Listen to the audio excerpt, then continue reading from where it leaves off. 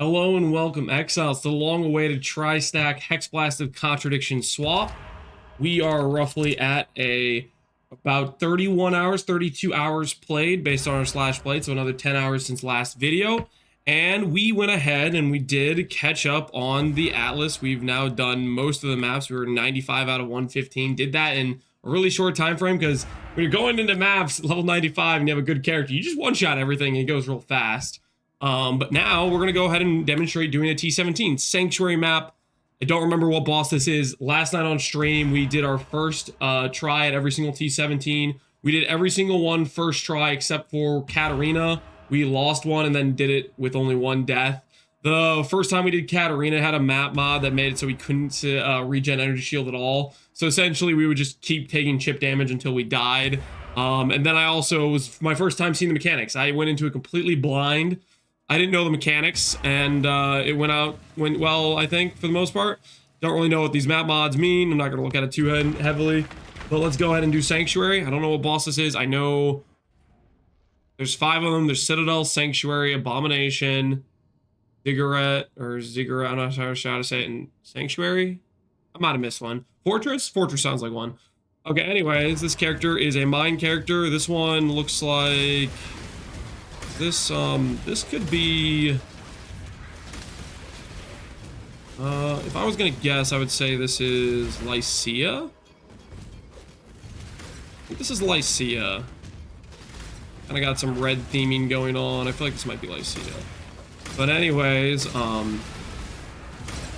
we have the tri-stack setup, and the advantage of doing the tri-stack with mines is you get to use Curtain Call. Curtain Call allows you to have 2 additional mine throws. Essentially, it's a 200% more multiplier. It allows you to not use minefield support when playing mines, and your throw speed ends up being pretty decent. That being said, I want to get another couple mine throw speed jewels, because right now our mine throw speed, I want it to be faster, but the jewels I found on trade, none of them really had mine throw speed, so I'm going to prioritize investing into that later on to speed up the mine throw speed. Right now, our gear is roughly... we have an Adorned with 136. I did 2 Adorned gambles. One hit 56, the other one hit 136, so we're using the 136. I would say if you want to do Adorned, you need at least 100% Adorned on it, is what I'd say. Otherwise, just use some Rare Jewels. Rare Jewels are very competitive, and we demonstrated that with the Phoenix when I showcased this build earlier. Most things are the same, except I am now going for Triple Purity instead of Tempest Shield Discipline. Essentially, we're pushing max res with the new max res that you can get on flasks. Right now we have 84 max all res. If we click a oh, what's it called, out of spacing right now, and here's the boss. Put down a, oh, there's enemies in here that I did not expect. Lycia doesn't spawn unless you go in here, I guess. This map has gain as extra ES, I think. I'm not sure. She's almost dead. She's gonna do ball phase. We're gonna turn off energy blade for ball, or for the phase, just have better ES. Well, that being said, there is an enemy that pops in here. I should probably just kill him.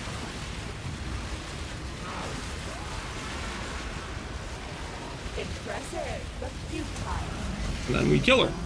So that's what it looks like. Our character has a ton of damage. We have 8k ES. We have 84 max all res. We have roughly about 30,000 evasion, so it's like 80 evade chance. If we fit in blind and we fit in, eventually I want to fit in Dread Banner, we can start getting that evade chance. If we get Watcher's Eye with evade chance, we can probably hit 95 evade. We have 67 suppress. Right now our dex is low. This we can scale. I believe we can scale probably to 1200 plus. Most likely, I believe I can cap suppress eventually with dex alone with enough investment. But for right now, this is our initial setup of the tri-stack, and it just smashes things. We can do most content without too much struggle whatsoever, including the new T17s. There are a few map mods that are a little bit hazardous for us. For example, if we get reduced aura effect, that's gonna reduce our aura resistances down to, like, I don't know, 70 or whatever, because it's gonna reduce, we're getting a lot of our res from our triple purity, right? So we'll be undercapped. But ultimately, we just kill things before they kill us, so I think for the most part, we can run basically any map mod. There's probably a couple that are dangerous and you need to have skill for, but for the most part, even the dangerous map mods here, we can overpower through the fact this character just has a little bit bonkers DPS for the level of gear. Going over the gear, we have a Curtain Call with Reservation. I will say this, we're using Enlighten plus Curtain Call. If you cannot fit the reservation that this affords, this allows you to go triple purity. I would look at the setup I did earlier with Tempest Shield, Discipline, and then prioritize more res on gear or res on jewels. For example, if you have an all res suffix on your jewel, that can give you up to 25 all res, and that's what I prioritize. If you can't get the reservation stuff, you can't afford it yet, and you want to swap over to Tri-Stack earlier with Curtain Call, but you can't get the reservation efficiency, then go for Tempest Shield plus Discipline. You'll have higher damage or similar damage because you have the Discipline, which will give you more ES, but you're going to lose some of the, what's it called? Lose out on some of the, why am I spacing? Something like the crit multi. Like, so for example, we have crit multi on this jewel. You're going to lose crit multi, but you're going to gain ES for all res, so you're going to be trading some things around. It won't be as tanky, but you should still have quite high damage. The main thing we changed from the build from the previous version is we now are path all the way on the outside here rather than here. I decided it was a little bit more efficient. Ultimately, this loses us out on getting some better spell suppression if we went through here, but it allows us to pick up an extra jewel socket. My jewels are not 100% ideal. I'm basically just trying to fix the fact my rings don't have good dexterity on them. Ideally, late game of this build, we're going to go for a helical ring, and we're going to have Essence of Sorrow dexterity on there, along with some other areas where we'll get more dex in the build, which will make the balance better. And we won't have to do things like this, like grab a dexterity suffix, because that's just not ideal. +8 all attribute is a much stronger affix, but for right now, we're just fixing our dex because we want to get above that 800 threshold.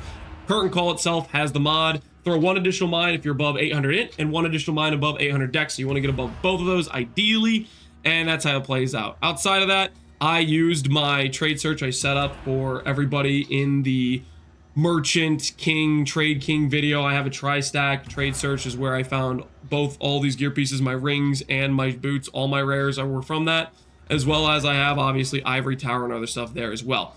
So advantage of tri-stack is a lot of damage scaling, the ability to go suppress, good evasion, and we're going to scale max res. Eventually in the late game of this character, I can push the max res a bit higher. We can get suppression capped, and the ES is only going to go up from here. 8k is decent, but I believe we can push well beyond 10,000 and continue to make this character have higher damage and a lot more tanks. So that's what we're going to keep doing. We're going to farm some T17s on stream today. If you want to watch the build live, I will be streaming after this video posts. As always, hopefully you guys enjoyed. This is the Tri-Stack Miner after 30 hours of gameplay on the Necropolis League Star. Hope you guys enjoyed. Take care, Exiles, and peace out.